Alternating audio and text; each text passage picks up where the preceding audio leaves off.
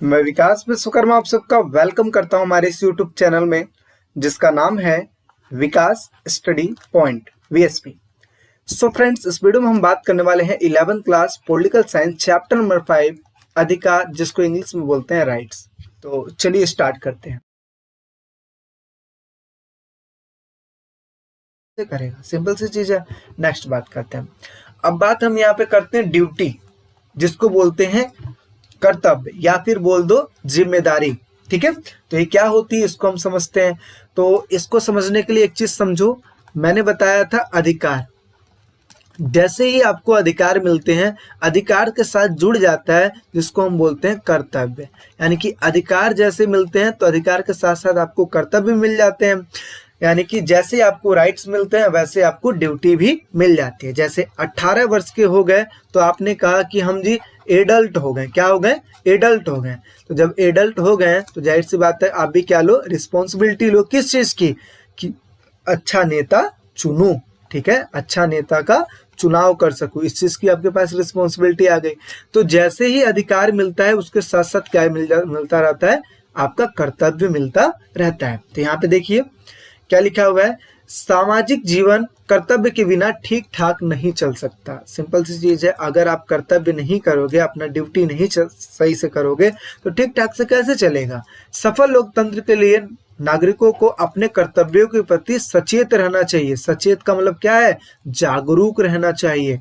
समाज ने हमें बहुत कुछ दिया है जिनके हम क्या है? ऋणी हैं। ऋणी का मतलब क्या होता है? उधार है। अब जैसे आपको पता है, जब एक छोटा सा बच्चा होता है, जब वो 6 महीने का होता है, 1 साल का होता है, तो वो लर्निंग पीरियड होता है उसका। धीरे धीरे सीखता है। तो आपको पता है जितने लोग होते हैं आस पड़ोस के आते हैं, आपको है ना खिलाते हैं, और इसके साथ साथ आपको इधर उधर लेकर टहलते हैं, आपको सिखाते हैं, आपको चलना सिखाते हैं, धीरे धीरे सारा चीज। तो वो चीज क्या कर रहे हैं? फ्री ऑफ कॉस्ट कर रहे हैं ना।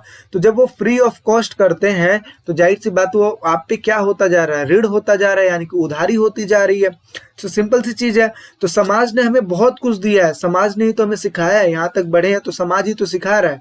आखिर जो टीचर होता है वो भी तो एक समाज का हिस्सा होता है। हर एक व्यक्ति समाज का हिस्सा होता है।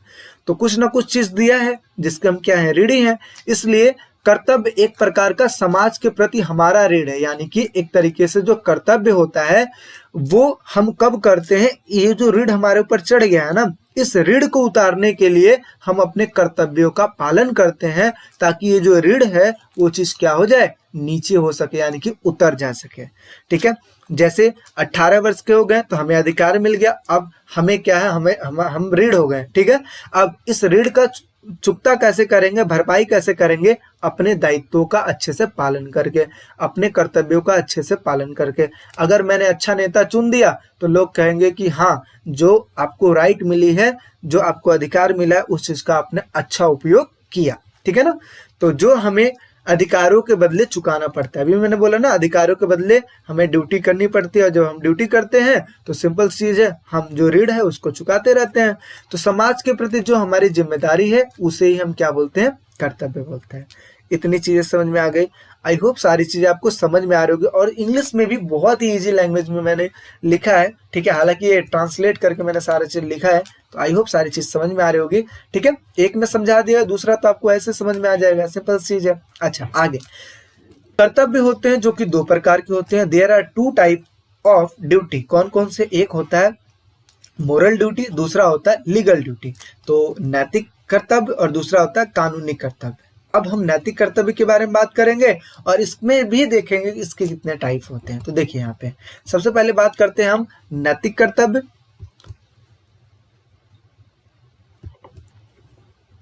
तो जो नैतिक कर्तव्य होता है, नैतिक कर्तव्य वो कर्तव्य जो किसी व्यक्ति द्वारा लादा नहीं जाता। लादा का मतलब क्या होता है? थोपना। मतलब किसी व्यक्ति पे बर्डन नहीं होता है। कर्तव्य क्या होता है? कोई बर्डन नहीं होता है, अपितु यानी कि बल्कि व्यक्ति की भावनाओं से उत्पन्न कर्तव्य होता है। यानी कि जैसे हमें पता है कि गवर्नमेंट ने कानून बना दिया, आपको ये नहीं करना है, ठीक है, आप गलत काम नहीं कर सकते, तो गवर्नमेंट ने क्या किया? वार्निंग दी है।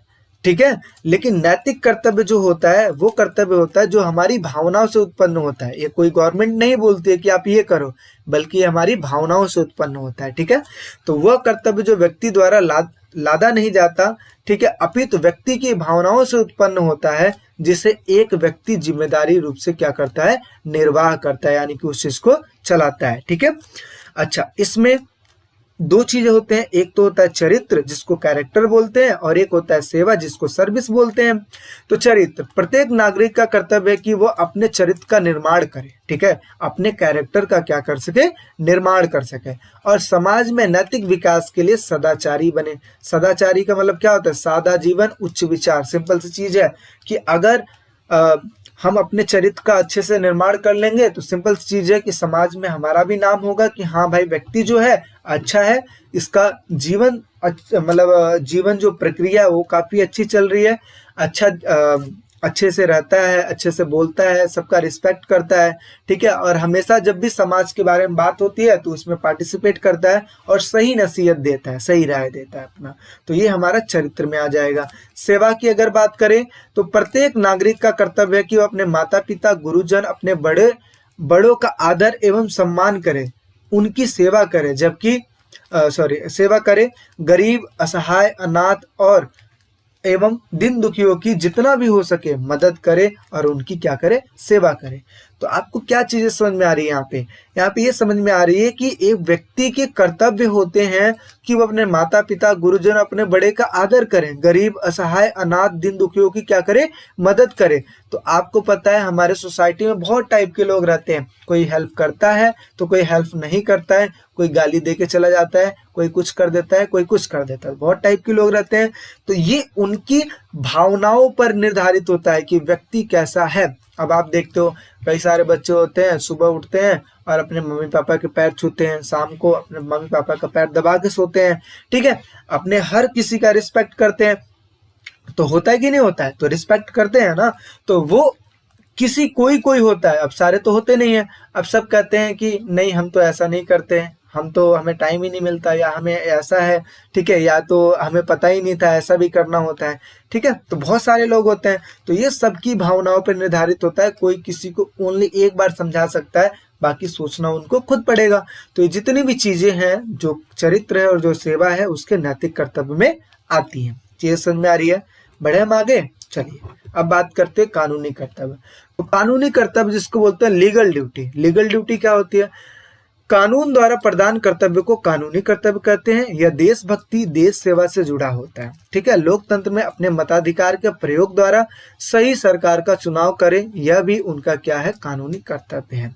अब यहाँ पे देखिए, जो कानूनी कर्तव्य होता है वो कौन सा कर्तव्य होता है, जो कि किससे जुड़ा हुआ होता है, देशभक्ति और देश सेवा से जुड़ा होता है। अब जैसे आपको कहीं जनगण मन सुनाई दिया, ठीक है, राष्ट्रगीत हो रही है, ठीक है, राष्ट्रगान हो रहा है, तो बहुत सारी चीजें हैं जो हमारे देश के लिए समर्पित है, ठीक है, देश के लिए, देश की शान के लिए। तो वहां पे हमें क्या करना चाहिए, रिस्पेक्ट करना चाहिए। राष्ट्रगान हो रहा है कहीं पे तो हमें खड़े हो जाना चाहिए। तो ये आपकी देशभक्ति की दर्शाता है। कहीं कूड़ा फैला तो उसको उठा लेना चाहिए, ये देशभक्ति है। देश सेवा से ये सारी चीजें जुड़ी हुई हैं, ठीक है।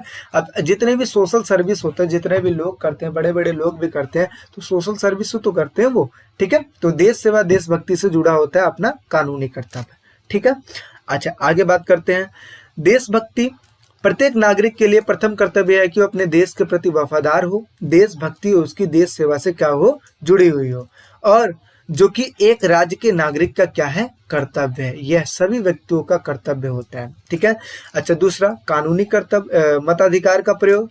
प्रत्येक नागरिक का कर्तव्य है कि उचित और लोकतांत्रिक सरकार का चुनाव करने के लिए अपने मताधिकार का प्रयोग करे, ताकि गलत और अलोकतांत्रिक सरकार शासन में न आ पाए। जैसे मैंने बोला, आप 18 के हो गए तो आपको क्या मिल गया, अधिकार मिल गया, यानी कि जिसको राइट्स बोलते हैं। अब राइट मिल गया तो आपका क्या यहाँ पे बनता है, ड्यूटी बनती है कि आपको एक अच्छा नेता चुनना है। तो जब अच्छा नेता चुनना है तो अच्छे नेताओं को चुनो, ताकि जो गलत और अलोकतांत्रिक जो सरकार है वो शासन में यानी कि सत्ता में ना आ पाए।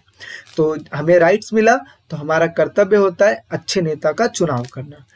आयकर चुकाना, ये भी बहुत इंपॉर्टेंट है। आखिर जो गवर्नमेंट है उसको पैसा कहाँ से आता है, गवर्नमेंट तो कमाता है नहीं, हमें से तो लेगा, क्योंकि हम भी तो एक समाज का हिस्सा है, गवर्नमेंट भी तो एक समाज का हिस्सा है।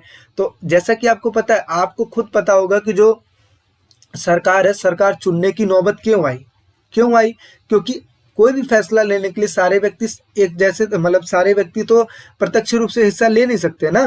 तो उस सिचुएशन में क्या है कि हमें गवर्नमेंट चुनना तो चाहिए, एक व्यक्ति ऐसा हो जिसपे हमें बिलीव हो और वो क्या करे, सबके लिए निर्णय ले। तो इसी वजह से गवर्नमेंट चुना जाता है। तो गवर्नमेंट भी तो कोई व्यक्ति है, और पैसा तो अब वहां से आएगा नहीं, तो पैसा कहाँ से आएगा, हमें हमारे पास से तो जाएगा, टैक्स से तो जाएगा। तो लोकतंत्र में सरकारें जनता द्वारा चुकाए गए करों से चलती है, अतः प्रत्येक नागरिक का कर्तव्य है कि वह ईमानदारी से अपना जो आय कर है वो चुकाए।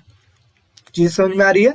तो आयकर चुकाना, मताधिकार का प्रयोग करना, देशभक्ति करना इत्यादि जितनी भी चीजें हैं किसमें आती है, कानूनी कर्तव्य में आती है। नेक्स्ट बात करते हैं, अधिकारों और दावे में क्या अंतर, यानी कि difference between rights and claims क्या होता है। तो सबसे पहले अब अधिकार की बात करेंगे, फिर दावे की बात करेंगे। तो प्रत्येक राज्य द्वारा अपने लोगों को कुछ अधिकार दिए जाते हैं। अधिकार ऐसे सामाजिक व्यवस्था का नाम है जिसके बिना व्यक्ति अपना पूर्ण विकास नहीं कर सकता। तो ये भी एक डेफिनेशन है, इसको भी आप याद कर सकते हैं। अच्छा, दूसरा, अधिकार जो होता है वो राज्य द्वारा सुरक्षित होता है, क्योंकि अधिकार राज्य ही देता है और राज्य क्या करता है, सुरक्षित भी करता है। तीसरा, अधिकार को लागू करने के लिए संविधान में आवश्यक व्यवस्था की गई है, ठीक है ना। तो जो भी इसका जो प्रोविजन होता है, नेसेसरी प्रोविजन होता है, वो सभी चीजों को इम्प्लीमेंट किया गया है, कहाँ पे, कॉन्स्टिट्यूशन में किया गया है। नेक्स्ट बात करते हैं, तो संविधान में अंकित अधिकारों को राज्य की कानूनी मान्यता प्राप्त होती है, ठीक है। तो जो भी चीज मेंशन्ड है कहाँ पे, कॉन्स्टिट्यूशन में, उसको लीगली जो रिकॉग्नाइजेशन है वो भी क्या है, प्राप्त है। आगे बात करते हैं, राज्य अधिकारों को लागू करता है और उन अधिकारों की अवहेलना करने के विरुद्ध क्या करता है, आवश्यक कार्यवाही करता है। तो एक तो जो राज्य है अधिकार भी देता है, उसको लागू भी करता है, और जो भी व्यक्ति उस चीज की अवहेलना करता है उसके ऊपर क्या करता है, कार्यवाही करता है, ठीक है। तो ये हो गया राइट्स। अब बात करते हैं क्लेम्स की, ठीक है। तो दावा, जिसको क्लेम्स बोलते हैं, तो दावा वास्तव में व्यक्ति की क्या होती है, मांगे। मैंने आपको बताया दावे में क्या होती है, मांगे होती है। अच्छा, मांगे नैतिक या सामाजिक पक्ष में उचित हो, जिनको समाज स्वीकार करता हो, यानी कि क्लेम्स वो होता है जिसमें व्यक्ति की मांगे भी होती है, जो मांगे नैतिक भी होनी चाहिए और सामाजिक पक्ष से उचित भी होना चाहिए, और जिनको क्या करे, समाज भी स्वीकार करे। आगे, व्यक्ति की मांगे दावे नहीं होते हैं, यानी कि अब देखो कई बार ऐसा होता है व्यक्ति के प्रत्येक जो मांगे होती हैं वो दावे नहीं होती है। सिंपल सी चीज है, जैसे फोन का एग्जांपल मैंने दिया था, पहले तो उसने डिमांड ही किया था ना कि ये तो फोन मेरा है, तो नहीं, पहले डिमांड किया था ये फोन दिखाना, तो उसने कहा कि जी लो फोन देखो, फिर उसने क्या किया, दावा ठोक दिया कि भाई फोन मेरा है। तो जब दावा ठोक दिया तो उसके बाद फिर उसको लेके जाया पड़ा पुलिस स्टेशन में, फिर बाद में पता लगता है कि वो फोन उस व्यक्ति का निकलता है, क्योंकि बिल तो उसके साथ मैच हो रही थी। तो ये स्टोरी हम तो पढ़ लिए। तो प्रत्येक मांगे जो होती हैं दावे नहीं हो सकती हैं, केवल उन मांगों को अधिकार का दर्जा दिया जाता है जो राज्य द्वारा स्वीकार और लागू किया जाता है। मैंने बोला कि वो मांग और वो दावे को सिर्फ अधिकार का हिस्सा बोला जाता है जो लीगली प्रूफ हो जाए और या जिसको राज्य या समाज स्वीकार कर ले, ठीक है, उसको क्लेम बोलते हैं। नेक्स्ट बात कर लेते हैं, तो अधिकारों के तत्व कौन कौन से होते हैं, जिसको एलिमेंट्स ऑफ राइट्स बोलते हैं। तो देखिए, पहला अधिकार व्यक्ति की मांग होती है, तो सिंपल चीजें आपको बता ही रखा हूं मैं, ठीक है। Right is the demand of person. Second, समाज में ही संभव होता है, यानी कि अधिकार किसके लिए बनाया जाता है, समाज के लिए, तो समाज में ही संभव होगा ना। तीसरा, अधिकार किसकी देन है, समाज की देन है और समाज में ही संभव है। आगे, तर्क संगत एवं न्यायोचित। तर्क संगत, जो भी अधिकार होते हैं तर्क संगत होते हैं, यानी कि जिसको रीजनेबल बोलते हैं, और जस्टिफाइड भी होते हैं, ठीक है। और ये लोगों के हित के लिए होते हैं, यानी कि पब्लिक जो भी लोग हैं, जो समाज है, उनके फेवर में ही होते हैं, लोगों के लिए ही बनाए जाते हैं। और जो अधिकार होते हैं वो सीमित होते हैं, ठीक है, लिमिटेड होते हैं। आगे, सबको समान रूप से प्राप्त है। अधिकार जो है सबको समान रूप से प्राप्त होता है। अधिकारों के साथ कर्तव्य भी होते हैं। मैंने बोला जब आपको क्या है, राइट्स मिलता है, तो उसके साथ साथ आपको ड्यूटी भी मिल जाती है। परिवर्तनशील होते हैं, कई बार ऐसे अधिकार होते हैं जिनको परिवर्तित करना पड़ता है, जैसे संपत्ति का अधिकार। सबको पता है संपत्ति का अधिकार पहले मौलिक अधिकार था और फिर क्या किया गया, इसको चेंज कर दिया गया। अब ये क्या हो गया, सिर्फ और सिर्फ कानूनी अधिकार बन गया। कौन सा अधिकार, सिर्फ और सिर्फ कानूनी अधिकार। अच्छा, आगे, राज्य द्वारा संरक्षित। अब राइट्स जो होते हैं समाज देता है, राज्य देता है, तो राज्य ही इस चीज को प्रोटेक्ट भी तो करेगा। तो ये चीज है, ये हो गया एलिमेंट्स। अच्छा, अब बात करते हैं नेक्स्ट, अधिकारों को शक्तिशाली बनाने के तरीके क्या होते हैं। तो वेज ऑफ इम्पावर राइट्स, तो क्या होते हैं, तो लोकतंत्र, आपको पता है लोकतंत्र में अधिकारों का वर्णन किया गया है, तो इसकी वजह से शक्तिशाली बनता है। संविधान में ही इस चीज का वर्णन किया गया है। अच्छा, लोकतंत्र जब है तो वहीं पे अधिकार तो संभव हो पाएंगे, क्योंकि आपको पता है सभी व्यक्तियों को अधिकार है सरकार चुनने का। तो जब अधिकार है तो सिंपल चीज है, लोकतंत्र में अधिकार तो पावरफुल होगा ही होगा। कॉन्स्टिट्यूशन में अधिकारों का वर्णन किया गया है, इस वजह से शक्तिशाली बन जाता है। स्वतंत्र न्यायपालिका, आपको पता है आपके अधिकारों के साथ साथ थोड़ा सा भी अगर ऊपर नीचे हुआ तो आप कहाँ पहुंच जाते हो, सीधा न्यायपालिका में पहुंच जाते हो, और न्यायपालिका आपको इंसाफ दिलाती है। आगे, कानून का शासन, ये भी कहीं ना कहीं अधिकारों को शक्तिशाली बनाता है। अच्छा, शक्तियों का विकेंद्रीकरण, डिसेंट्रलाइजेशन।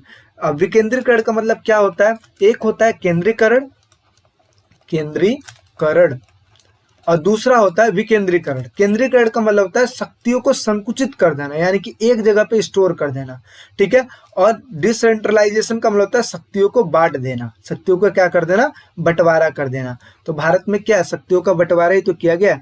अब जैसे मान लो हमारा देश है, तो हमारे देश में अगर मैं बोलूँ कि एक होते हैं प्रधानमंत्री और एक होते हैं राष्ट्रपति, अब क्या दो ही व्यक्ति मिलके पूरे देश को हैंडल कर पाते हैं क्या, नहीं। इन्होंने क्या किया, अपने शक्तियों को छोटे छोटे हिस्सों में डिवाइड कर दिया, ठीक है। पहले तो 28 राज्यों में डिवाइड कर दिया है, वहाँ के मुख्यमंत्री बना दिए गए हैं, फिर उसके बाद वहाँ पे विधान परिषद बना दिए गए, विधानसभा बना दी गई है, और फिर क्या करते हैं कि वहाँ पे विधायक चुन लेते हैं। तो छोटे छोटे लेवल पे क्या होता है, शक्तियों को बांट दिए हैं, विकेंद्रीकरण कर दिए, जिसकी वजह से हमारा लोकतंत्र क्या होता है, मजबूत बनता है, ठीक है। और केंद्रीकरण का मतलब क्या होता है, शक्तियों का स्रोत कहाँ है, सिर्फ एक जगह पे है, उसको केंद्रीकरण बोलते हैं। और विकेंद्रीकरण शक्तियों को बांटने को बोलते हैं। आगे, स्वतंत्र प्रेस, आपको पता है अधिकारों का अगर थोड़ा सा भी हनन होता है तो आप प्रेस के पास पहुंच जाते हो, प्रेस आपसे पूछती है कि क्या हुआ, कैसे हुआ, वो आपको इंसाफ दिलाती है। और आगे, सतत जागरूकता, अब जागो ग्राहक जागो एक बार ये चल रहा था ना, तो इस टाइम पे जो सतत जागरूकता है कहीं ना कहीं अधिकारों को शक्तिशाली बनाती लोगों को अपने अधिकारों के प्रति जागरूक बनाती है। तो ये पॉइंट हो गए जो कि अधिकारों को शक्तिशाली बनाते हैं। आगे हम बात करते हैं अधिकारों को प्रतिबंध लगाने के अधिकार, यानी कि अधिकारों को रोका कब जा सकता है। तो रिस्ट्रिक्शन कब लगाई जा सकती है, तो पहला, अगर कोई भी काम समाज के हित के लिए नहीं होता है तो उस टाइम पे क्या होता है, उस टाइम पे अधिकारों पर प्रतिबंध लगाया जा सकता है। जैसे आपको मिला है स्वतंत्रता का अधिकार, स्वतंत्रता का अधिकार मिला है, तो उस टाइम पे क्या है, आपको स्वतंत्र तो हो कोई भी काम करने के लिए, तो इसका मतलब थोड़ी ना कि आप किसी का मर्डर कर दोगे, तो ये तो लोक हित के लिए नहीं है, समाज के हित के लिए नहीं है। तो उस टाइम पे क्या लगेगा, आपके शक्तियों पर प्रतिबंध लगेगा, अधिकारों पर प्रतिबंध लगेगा। दूसरा, अन्य व्यक्तियों के हित के लिए, अब स्वतंत्रता का अधिकार है तो उस टाइम पे क्या है कि आप स्वतंत्र होकर कोई भी काम कर सकते हो, लेकिन आप कोई ऐसा भी तो काम मत करो जिससे किसी दूसरे व्यक्ति को नुकसान हो। तो सिंपल चीज है कि अगर आप किसी व्यक्ति को अहित करते हो, अहित यहाँ पे लिख लो ज्यादा अच्छा रहेगा, अहित करते हो, ठीक है, नुकसान पहुंचाते हो, उस टाइम पे क्या होता है, रोक लगा दी जाती है। और आगे, राज्य की सुरक्षा, विकास तथा स्वतंत्रता के लिए, अगर कोई भी ऐसा अधिकार है जिसकी वजह से राज्य की सुरक्षा विकास नहीं अच्छे से हो पाता है, स्वतंत्रता के लिए हानिकारक होता है, तो उस टाइम पे अधिकारों पर प्रतिबंध लगाया जाता ही जाता है, ठीक है। तो चीजें समझ में आ रही है। नेक्स्ट बात कर लें तो आगे अधिकारों के स्रोत यानी कहाँ से मिलते हैं, तो आपको पता है जन्म से मिलते हैं, रीति रिवाज से मिलते हैं, विधानमंडल से मिलते हैं, और इसके अलावा धर्म से मिलते हैं, और संविधान के अधिकारों का महत्व, यानी कि संविधान से भी हमें अधिकार मिलते ही मिलते हैं। तो स्रोत का मतलब होता है सोर्स, कहाँ से अधिकार हमें मिलते हैं, तो इत्यादि जगह है जहाँ से हमें क्या मिलते हैं, अधिकार मिलते हैं। आगे, अधिकारों का महत्व क्या होता है, यानी कि इंपॉर्टेंस ऑफ राइट्स, तो आपको पता है व्यक्ति की स्वतंत्रता को लागू करने के लिए अधिकार बहुत ज्यादा जरूरी होते हैं। राज्य की निरंकुशता पर रोक करने के लिए, ठीक है, और इसके अलावा व्यक्ति के जीवन विकास में सहायक। तो यहाँ पे एक चीज समझा दूं, व्यक्ति की स्वतंत्रता को लागू करने के लिए अधिकार की बहुत ज्यादा आवश्यकता होती है। अच्छा, कई बार ऐसा होता है कि राज्य कोई डिसीजन ऐसा लेती है जो कि लोगों के लिए सही नहीं होता है, तो उस टाइम पे व्यक्ति अपने अधिकारों का यूज करके राज्यों को उस काम को करने से रोक देती है। आगे, व्यक्ति के जीवन विकास में सहायक होती है, यानी कि हर टाइम पे अधिकारों का तो यूज पड़ता ही पड़ता है। आगे, समाज व राज्य के लिए उपयोगी होती है, यूजफुल होती है। सरकार का सकारात्मक आदेश भी होता है इसमें, ठीक है। और इसके अलावा व्यक्ति का जीवन अच्छा और व्यवस्थित बनाना, ये भी कहीं ना कहीं अधिकारों का महत्व है, क्योंकि अधिकार रहेंगे तभी तो व्यक्ति का जीवन अच्छा होगा और व्यवस्थित होगा। और आगे, सामाजिक व्यवस्था को बनाए रखने में अधिकारों को काफी ज्यादा महत्व होता है। चीजें समझ में आ रही है? नेक्स्ट बात कर लें। आगे, अधिकारों की विशेषता क्या होती है, यानी कि फीचर ऑफ राइट्स। तो अधिकार असीमित नहीं होते हैं। अब देखो इसका मतलब क्या है। अब इसका कहने का तो तात्पर्य है कि जो अधिकार होते हैं ना, अधिकार सीमित होते हैं, कहने का मतलब यही है। लेकिन इसको थोड़ा सा उल्टा मतलब घुमा के लिख दिया गया है ताकि ये पॉलिटिकल साइंस के लैंग्वेज में आ जाती है। तो अधिकार असीमित नहीं होते हैं, अर्थात असीमित नहीं होते, अनलिमिटेड नहीं होते, तो क्या होते हैं? लिमिटेड ही होते हैं ना। तो अधिकार क्या होते हैं? सीमित होते हैं, ठीक है। अच्छा, दूसरा, अधिकार समाज में ही संभव हो पाते हैं, क्योंकि अधिकार बनाता कौन है? समाज। और संभव कहाँ होगा, पॉसिबल कहाँ होगा? समाज में ही। अधिकार व्यक्ति का दावा है, सिंपल से कहने का मतलब है कि अधिकार में दावा छिपा रहता है। तो ये हो गए अधिकारों की विशेषता। और आप लास्ट क्वेश्चन क्या है? लास्ट ये है, जर्मन दार्शनिक इमैनुअल कांट के अनुसार नैतिक अधिकार क्या है? तो हमें दूसरों के साथ वैसा ही आचरण करना चाहिए जैसे हम अपने लिए दूसरों से क्या करते हैं? अपेक्षा करते हैं, ठीक है। तो we should treat other the way we expect other to treat our selves. तो कहने का मतलब है कि जब हम दूसरों के साथ वैसा ही व्यवहार करो, किसी और के साथ ऐसा ही व्यवहार करो जैसा आप दूसरों से अपने लिए एक्सपेक्ट करते हो। अब आप दूसरों को तू करके बोलोगे, गाली दे के बोलोगे, तो सामने वाला आप करके थोड़ी ना बोलेगा। आप वो भी तो जैसे आप बोल रहे हो वैसे ही तो रिप्लाई देगा, ठीक है। तो यही चीज है। तो इनका कहना में यही है कि जैसा आप दूसरों के साथ व्यवहार करते हो, सामने वाला भी वैसा ही आपके साथ आचरण करता है। तो ये थी आपकी टोटल फुल की फुल चैप्टर की वीडियो। आई होप सारी चीज़ें आपको समझ में आई होंगी। और बाकी जो एमसीक्यू के जो क्वेश्चन है, जो इंपॉर्टेंट वगैरह जो क्वेश्चन है, कुछ डेट वाइज जो क्वेश्चन है, वो सारा चीज़ आपके एमसीक्यू में क्लियर हो जाएगा और वो भी जल्दी अपलोड होने वाला है। तो पूरे चैप्टर की पूरी समराइजेशन सारा चीज़ आपके सामने प्रस्तुत है।